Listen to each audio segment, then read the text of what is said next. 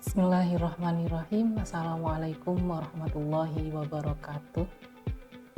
Perkenalkan, nama saya Istiadah SEME. Saya adalah salah satu dosen tetap di program studi Ekonomi Syariah Fakultas Ekonomi dan Bisnis Islam Universitas Islam Jember. Keahlian saya di ekonomi syariah sehingga saya dipercaya untuk mengampu salah satu mata kuliah yang ada di program studi ekonomi syariah, yakni analisa laporan keuangan syariah pada program studi ekonomi syariah Fakultas Ekonomi dan Bisnis Islam Universitas Islam Jember. Mata kuliah analisa laporan keuangan syariah ini merupakan mata kuliah wajib di program studi ekonomi syariah dan Fakultas Ekonomi dan Bisnis Islam Universitas Islam Jember yang memiliki bobot 3 SKS dan diampu pada semester ganjil.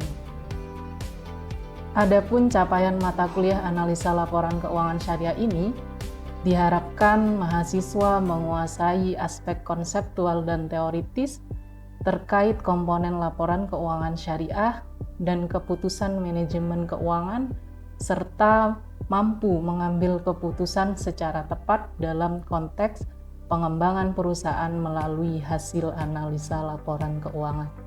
Jadi harapannya nantinya mahasiswa menguasai terkait apa saja komponen yang ada di dalam laporan keuangan, kemudian bisa mengambil keputusan dari hasil analisa laporan keuangan.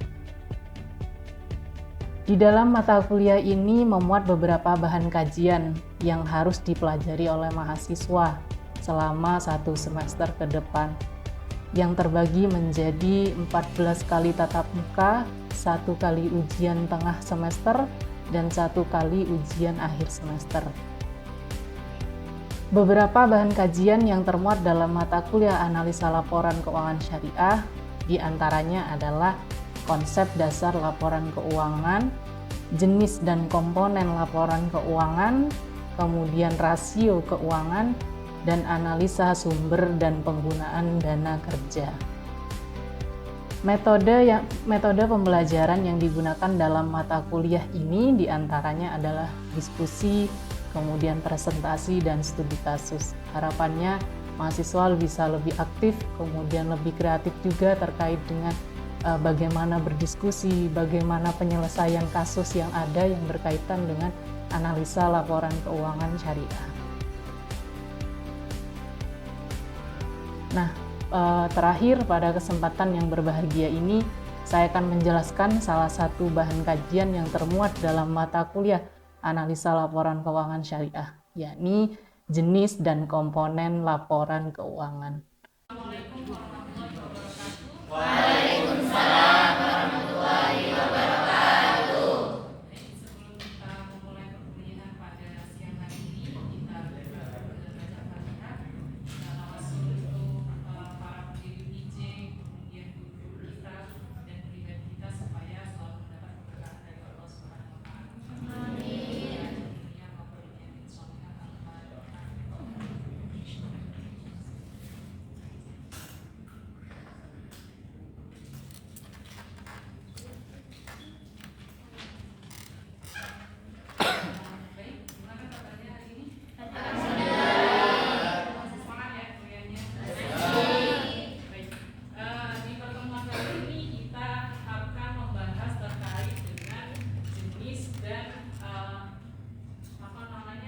komponen laporan keuangan. Jadi apa sih yang masuk di dalamnya laporan keuangan, kemudian komponen apa saja yang ada di dalamnya.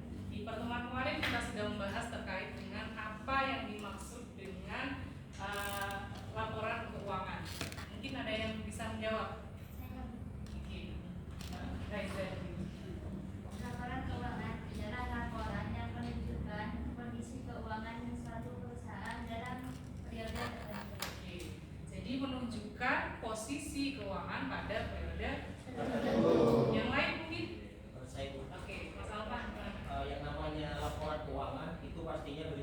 sebuah catatan informasi tentang keuangan daripada suatu lembaga, baik itu perusahaan atau yang lainnya, yang mana catatan itu disusun oleh sebuah entitas baik itu syariah ataupun konvensional berdasarkan prinsip ya tertentu. Misalkan kalau misalkan itu bentuknya konvensional berarti disusun berdasarkan prinsip konvensional.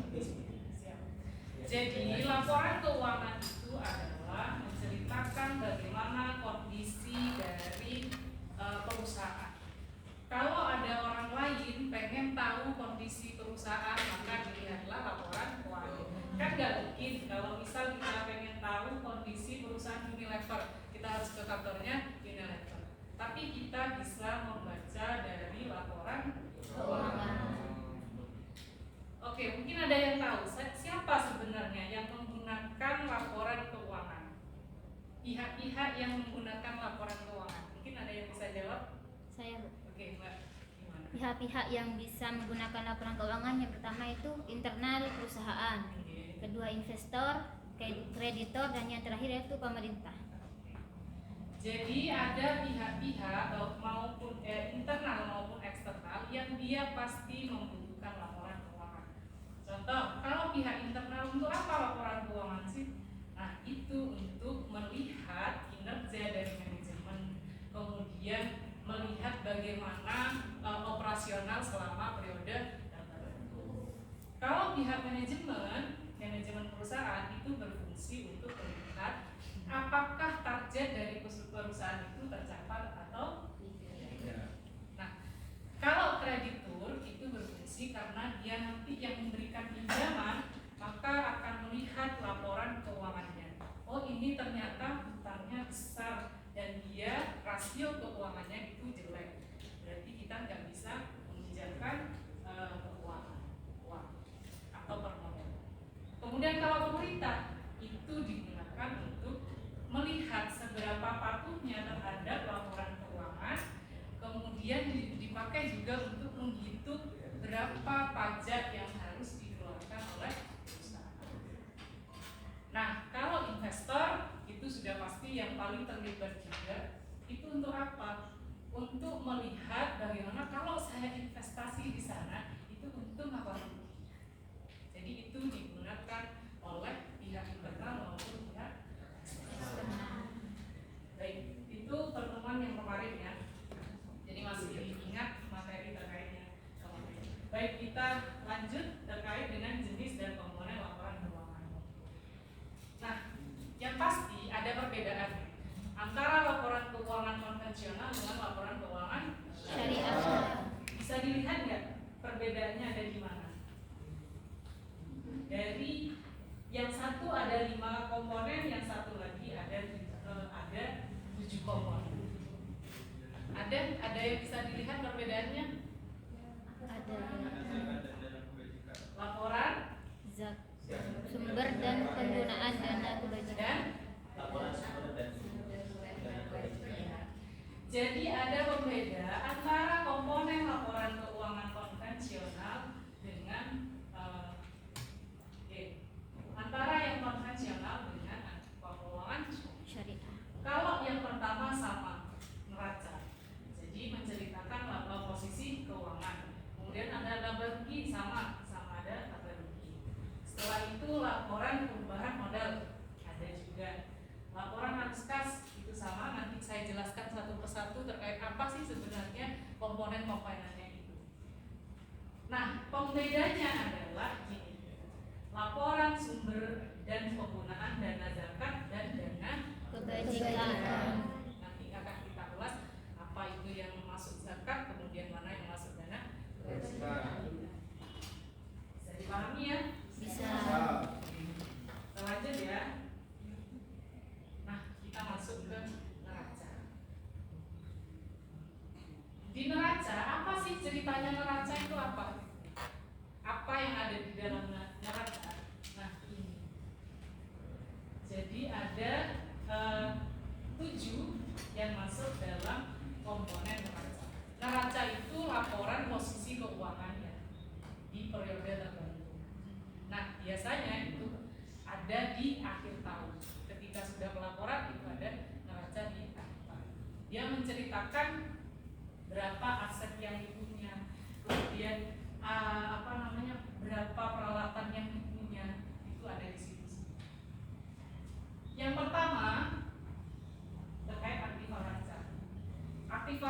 itu adalah aset yang dia punya fungsi punya nilai manfaat itu ketika dirubah menjadi uang tunai berubah kas itu waktunya tidak sampai 1 tahun.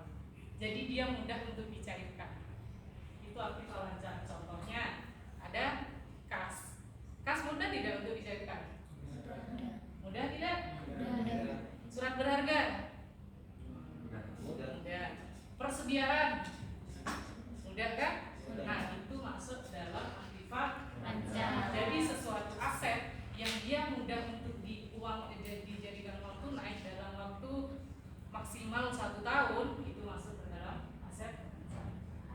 Kemudian yang kedua adalah penyertaan.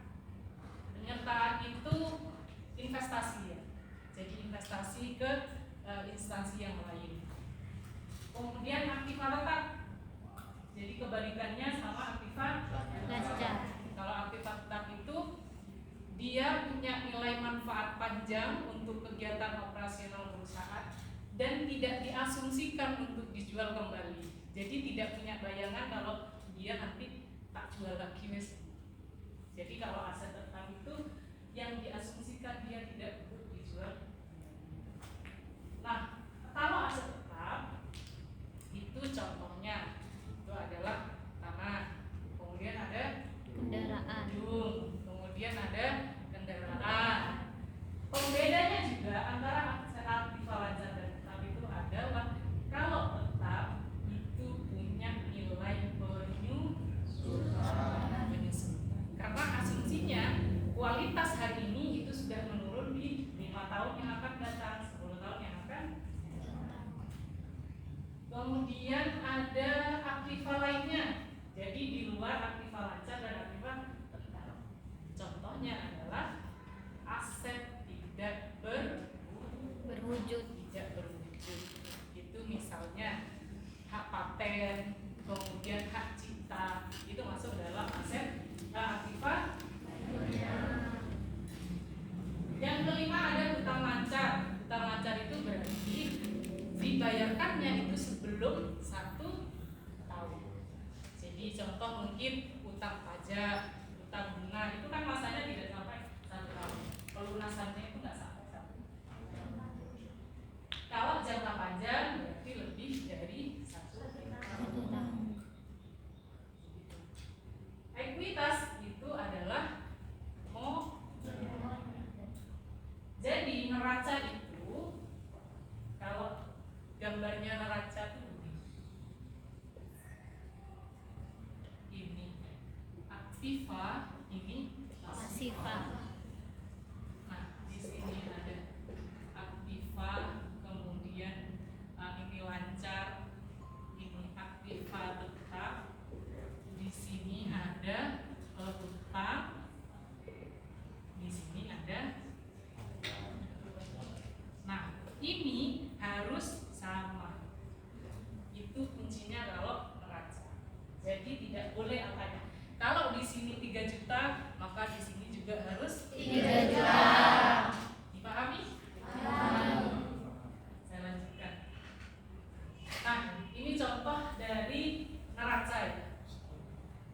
Kalau yang ini bentuk kontrol, dia akunnya itu lebih simpel, nominalnya juga lebih kecil. Kalau yang bentuk stafel, nah ini biasanya untuk perusahaan-perusahaan yang sudah go public. Jadi akunnya itu banyak, kemudian nominalnya juga besar. Kalau misal kalian punya usaha, masih merintis usaha belum go public, pakai yang ini, Skot. Nah ini lebih singkatannya, langsung kas piutang usaha kan. Dipahami? Mungkin ada yang mau ditanyakan terkait dengan sampai di neraca? Gak ada? Enggak ada. Jika penulisan akun atau penempatan akun itu yang salah, itu bisa berpengaruh apa tidak terhadap laporan keuangan? Kuncinya tadi ya, neraca itu nominalnya harus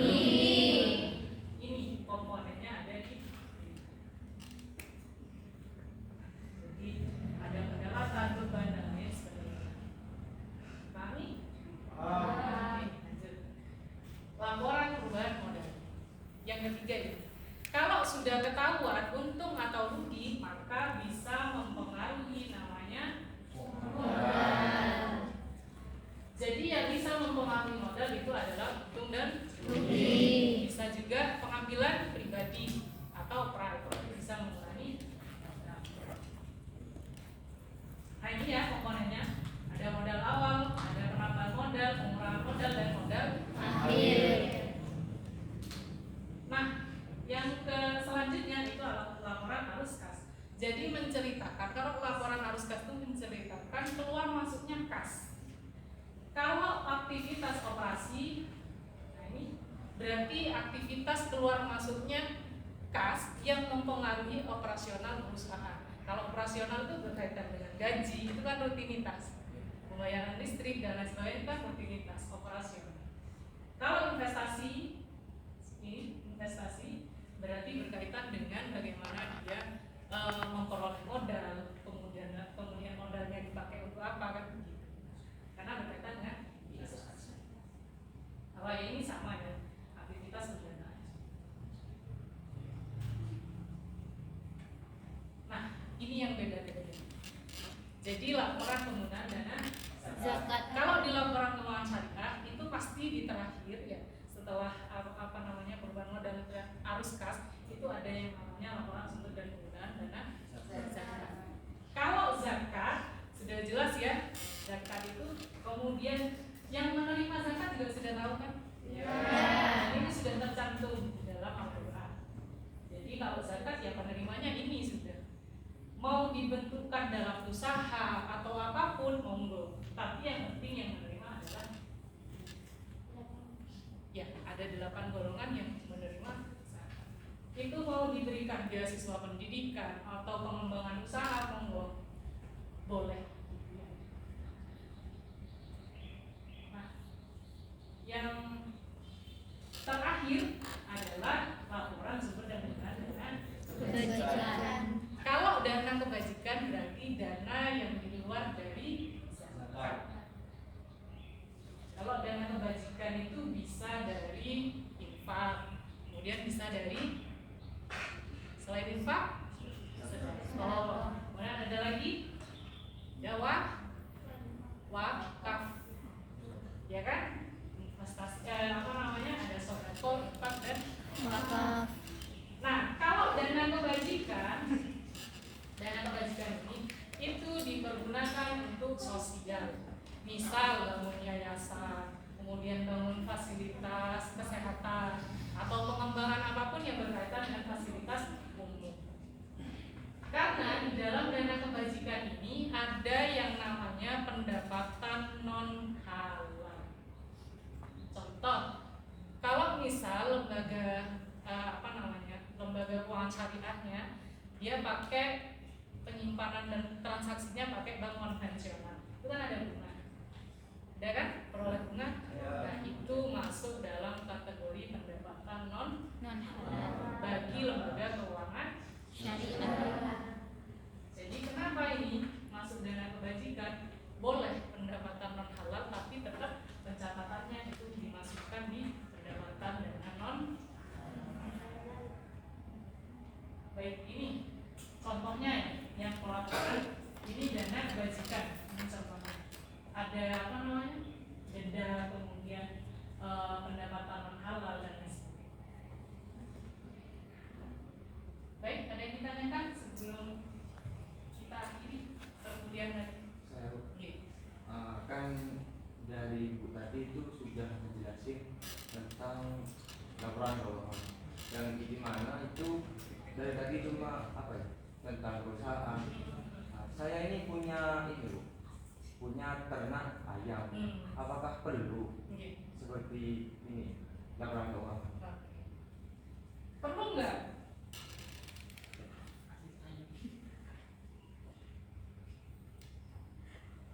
Perlu, supaya tahu mana yang masuk dana perusahaan atau dana usaha, mana yang masuk dana pribadi. Kalau mau punya usaha, jangan dicampur adukkan antara uang pribadi dengan uang Usaha. Boleh uang pribadi nanam modal, tapi jangan sampai uang itu nanti digunakan untuk lebih banyak untuk kebutuhan pribadi. Jadi kalau memulai silahkan pakai yang skontro ya.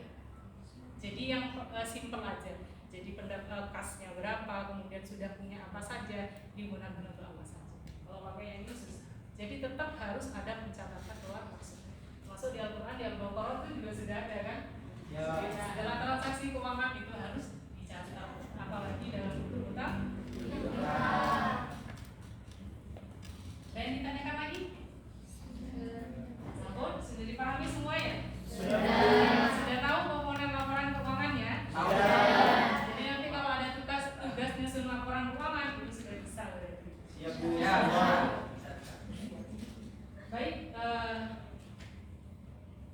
sekian ya pertemuan hari ini. Terima kasih